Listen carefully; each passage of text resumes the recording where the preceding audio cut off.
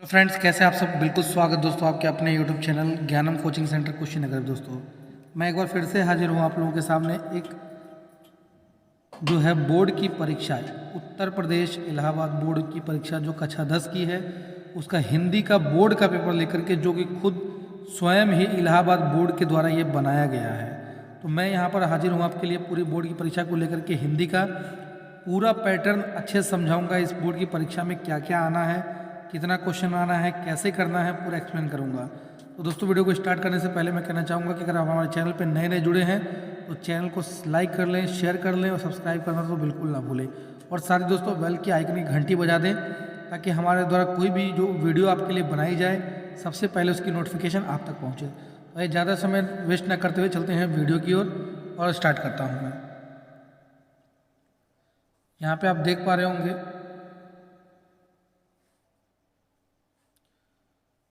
ये जो पेपर है बोर्ड का, आपको मैं दिखा दूं। हिंदी विषय का है, खंड अ का। सबसे पहले इसकी कुछ इन्फॉर्मेशंस हैं जो मैं आपको बता दूं यहाँ पे। सबसे पहले आप देख रहे होंगे लिखा है, पहला पॉइंट है निर्देश का कि प्रारंभ के 10 मिनट परीक्षार्थी को प्रश्न पत्र पढ़ने के लिए निर्धारित किए गए हैं। दूसरा पॉइंट है प्रश्न पत्र 2 खंडों में यानी कि अ और ब में ये खंडित किया गया है। तीसरा पॉइंट है प्रश्न पत्र खंड अ में बहुविकल्पी प्रश्न है जिसमें सही बहुविकल्पी का चयन करना है।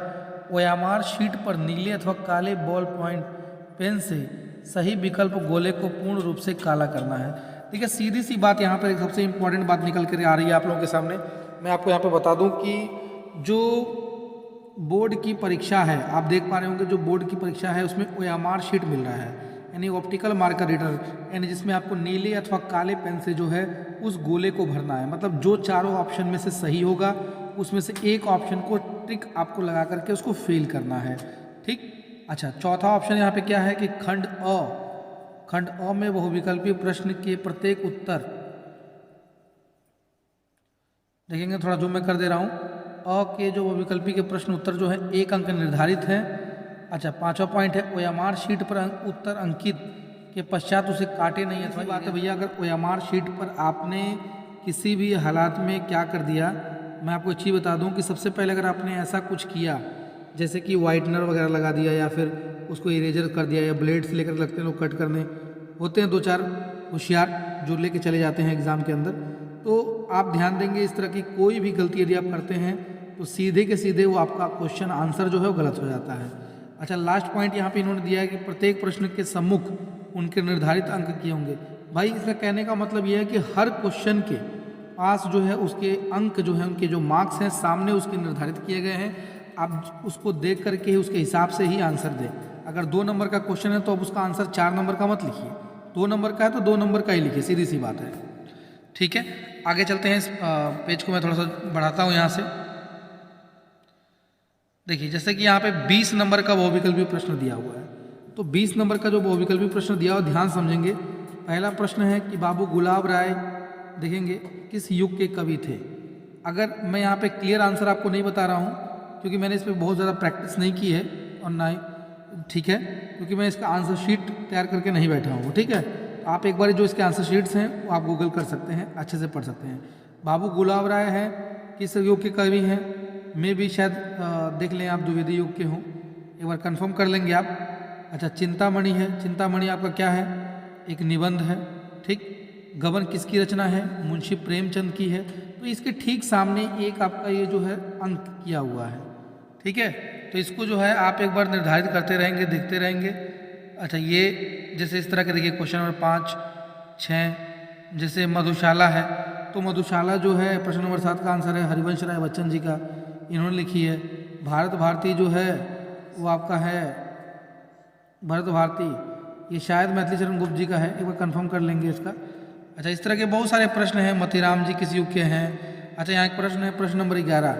देखिए जो मुझे मालूम है उन्हीं प्रश्नों को मैं डायरेक्ट आपको बता रहा हूँ, बाकी आप अपना चेक कर लेंगे। ठीक है, हास्य रस का स्थायी भाव, क्योंकि मैं पूरा पेपर का एनालिसिस यहाँ पे करने वाला हूँ। अगर एक एक क्वेश्चन को अच्छे से मैं लगूंगा बताने या उसका आंसर लगूंगा बताने तो वीडियो बहुत लंबी हो जाएगी और फिर आप पूरा उसको आपको देखने में समझने में टाइम ज़्यादा लग जाएगा। ठीक है, तो मैं क्या कर रहा हूँ आप लोगों के लिए जो है पूरा अच्छे से इसको थोड़ा थोड़ा इसके बारे में बताते हुए चल रहा हूँ, आप इसको ध्यान से अपना पढ़ लेंगे। ठीक है, जैसे हास्य रस है, हास्य रस का स्थायी भाव क्या होता है, शोक होता है। सॉरी हास रस का हास होता है, ठीक, करुण रस का शोक होता है, ठीक है। अच्छा, एक यहाँ क्वेश्चन है प्रश्न नंबर 12 कि दिखा दूं मैं, सोहत ओढ़े पीठ पट श्याम सलोने गात मनो नीलमणि शैल पर आता परयु प्रभात। ये भी एक तरह का है, ये उपमा अलंकार है, श्लेष अलंकार है, क्या उसको बताना है। रोला छंद में कुल कितने चरण होते हैं ये आपको बताना है।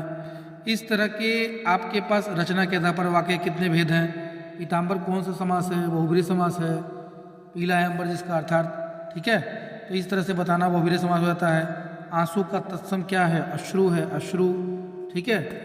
तो ग्रामर से रिलेटेड इस बार एकदम आपको ज़बरदस्त आपका पेपर आने वाला है कि भाई व्याकरण से संबंधित और हिंदी रिलेटेड से संबंधित ये सारा पेपर आपको आएगा। अच्छा, दूसरा बात है यहाँ पर 50 अंक का जो क्वेश्चन आने वाला है, 50 से बी जो खंड ब आपने पढ़ा है कि यहाँ पर आपको कोई भी एक गद्यांश का पैसेज दिया जाएगा, ठीक, और उससे रिलेटेड 3 प्रश्न पूछे जाएंगे।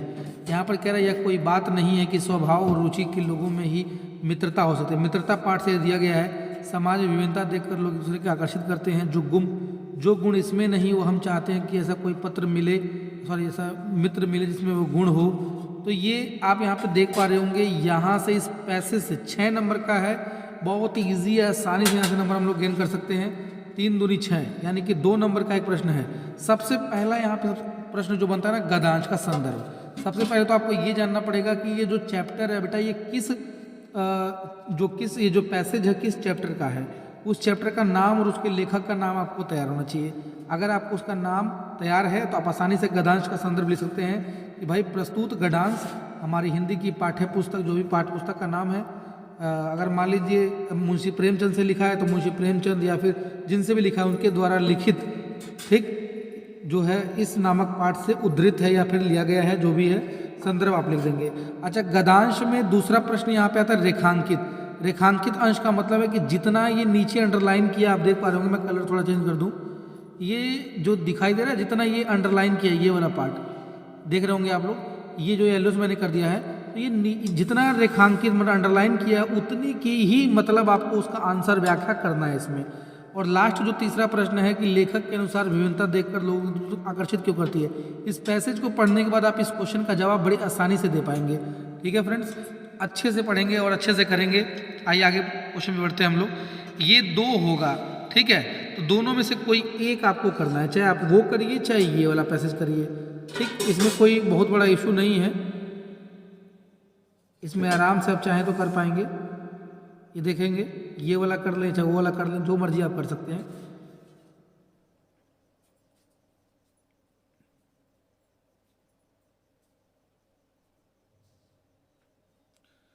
उसके बाद आपका आता है ये दूसरा प्रश्न, यहाँ पर ये भी 6 नंबर का है कि भाई दिए गए पदांश पर आधारित 3 प्रश्नों के उत्तर। जैसे आपने अभी भी गद में दिया था वैसे ही आपको पद में देना होगा। तो गद और पद में ध्यान से देखेंगे। जैसे भाई यहाँ पे दिया है कि चरण कमल बंदो हरि राई, जाके कृपा पंगो गृह ले हो, अंधे को सब कुछ दर्शाई, बहिरो सुनो गंगे पुनि बोले, रंग चले सिर छत्र धराई, सूरदास स्वामी करुणामय बार बार बंदो तैती ही पाई। भाई ये सूरदास द्वारा लिखा गया है, नाम में ही मिल जा रहा है उनका, और ये दोहा है, ठीक है। तो वो कह रहा है कि इस पूरे की व्याख्या जो है देख लेंगे यहाँ पर। इसमें भी उस पदांश का संदर्भ पूछा है लिखने के लिए, और जो अंडरलाइन किया है उसका व्याख्या पूछा है, और इसमें पूछा है कि भाई कौन सा अलंकार है। तो अलंकार जो है आप आसानी से इसमें पता कर पाएंगे और अलंकार आप लोग बता पाएंगे, ठीक है। तो अलंकार भी आप बता देंगे, कोई दिक्कत नहीं है, ठीक। इसमें भी अथवा करके मिलेगा, यहाँ पर देख सकते हैं आप, अथवा करके मिला हुआ है, चाहे वो करिए चाहे ये करिए, कोई दिक्कत नहीं है, ठीक है।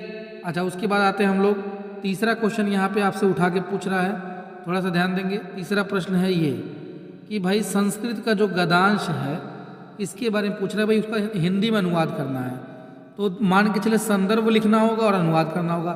संदर्भ जो है भाई 2 नंबर का है और अनुवाद जो है 3 नंबर का है, इसलिए 5 नंबर मिलता है। तो ये संस्कृत भाषा जो है पहला चैप्टर जो होगा ऐशानगरी भारतीय संस्कृत भारतीय भाषा केंद्र स्थल अस्ति, ये, और या फिर मानव जीवन से संस्करण अस्ति। तो इन दोनों में से किसी एक का संदर्भ सहित अनुवाद करना, इसका हिंदी में अनुवाद लिखना है। तो या तो ये कर लीजिए चाहे ये कर लीजिए, आपकी मर्जी है, जो भी आप कर सकते हैं, ठीक। आगे बढ़ते हैं। क्वेश्चन नंबर 4 है, दिए गए संस्कृत पदांश में, जैसे आपको गद का दिया गया था वैसे ये पदांश का है, तो इसमें भी जो है संदर्भ के साथ साथ जो है इनका पूरा का पूरा आपको हिंदी में अनुवाद लिखना है। जैसे यहाँ पे एक आप देख पा रहे होंगे दोहा लिखा हुआ है कि भाई एक पूरा है श्लोक है संस्कृत का ये, सॉरी, सर्वे भवन्तु सुखिनः सर्वे सन्तु निरामया सर्वे भद्राणि पश्यन्तु माँ कश्चित् दुर्भाग्यो भवेत्। जैसे इसका अर्थ क्या होता है कि सभी महापुरुष सुखी हों, सभी संत जो है सभी सर्वे सन्तु निरामया, सभी लोग निरोग रहें, सर्वे भद्राणि पश्यन्तु, सभी जो है एक मतलब इसका अर्थ जो है बढ़िया से आप पढ़ लेंगे, इसका बढ़िया से एक्सप्लेन कर लेंगे, जिसमें मान हितवा वाला है ये भी देख लेंगे। ठीक, मैं बहुत ज़्यादा डीपली इसका एक्सप्लेन नहीं कर रहा हूँ, ठीक है, बस थोड़ा थोड़ा जो है ऊपर ओवरव्यू आपको देते हुए आगे बढ़ रहा हूँ। ठीक, क्योंकि मैं पूरा पेपर का एनालिसिस कर रहा हूँ तो ध्यान से आप समझेंगे। अच्छा, 5वां क्वेश्चन है भाई, अपने पठित खंड काव्य में से जो है एक का उत्तर दीजिए। भाई एक ही का उत्तर आपको देना है, और वो भी कौन सा देना है, कौन से आपके जगह का, ये इस बात का ध्यान रखना बहुत जरूरी है। ठीक, सबसे पहले मैं आपको बता दूं, देखिए मुक्ति दूत दिया हुआ है भाई। देखिए ये वीडियो चूंकि हम कुशीनगर से हैं तो कुशीनगर वालों के लिए मैं एक चीज़ बता दूं, अन्य सभी बच्चे जो है अपने अपने ज़िले में देख लेंगे कि किसके ज़िले में कौन सा खंड काव्य पढ़ाया जाता है, उसी खंड काव्य का वो आंसर लिखेंगे। अगर किसी अन्य ज़िले के खंड काव्य का वो आंसर लिखते हैं तो उनको 3 नंबर में से आधा नंबर भी नहीं मिलेगा। ठीक, जैसे कुशीनगर डिस्ट्रिक्ट की मैं बात करूँ तो वहाँ पर जो है मेवाड़ मुकुट पढ़ाया जाता है, यानी कि ये मेवाड़ मुकुट पढ़ाया जाता है। तो जो कुशीनगर के डिस्ट्रिक्ट के बच्चे होंगे वो मेवाड़ मुकुट खंड काव्य के द्वितीय सर्ग, लक्ष्मी का सर्ग या फिर आधार पर दौलत का चरित चित्रण, इन दोनों में से कोई एक प्रश्न का वो उत्तर देंगे जिसमें उनको 3 नंबर मिलेगा। ठीक है, यहाँ ध्यान देंगे।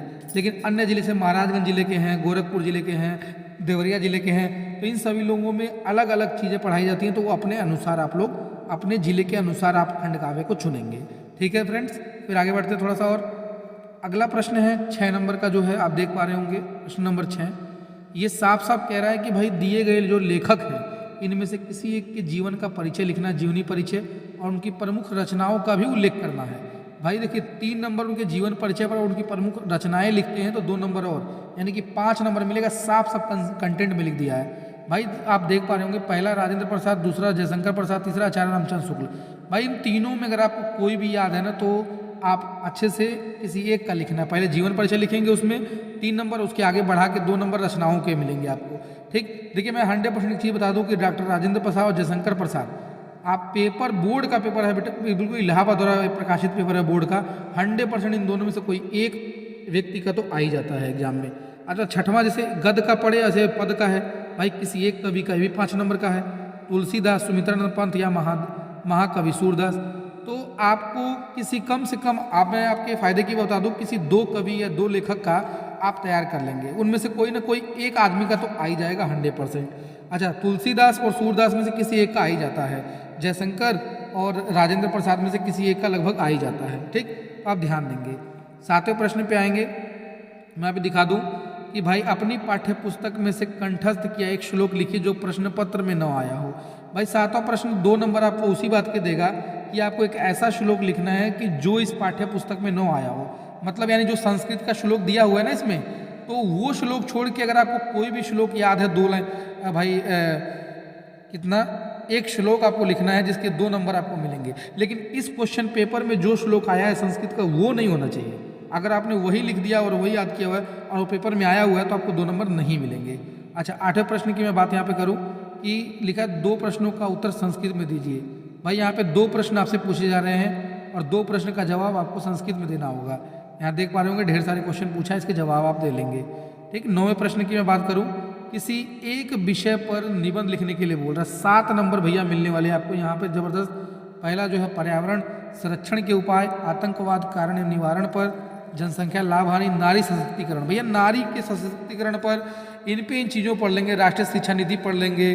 ठीक, बहुत सारी चीज़ें हैं। एक समस्या जरूर, आतंकवाद, बेरोजगारी की समस्या, महंगाई की समस्या पे पढ़ लेंगे।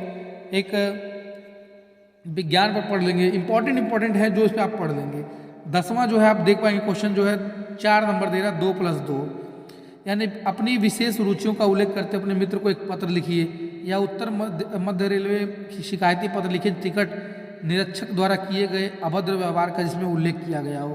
तो भैया आपको यहाँ पे 2+2 यानी कि 4 नंबर आपको मिलेंगे एक पत्र लिखने के लिए। दोनों में से कोई एक ही लिखना है आपको। ठीक है, हाँ देखिए ये आपको मैंने पूरा एनालिसिस करा दिया, पूरा पेपर देख पा रहे होंगे।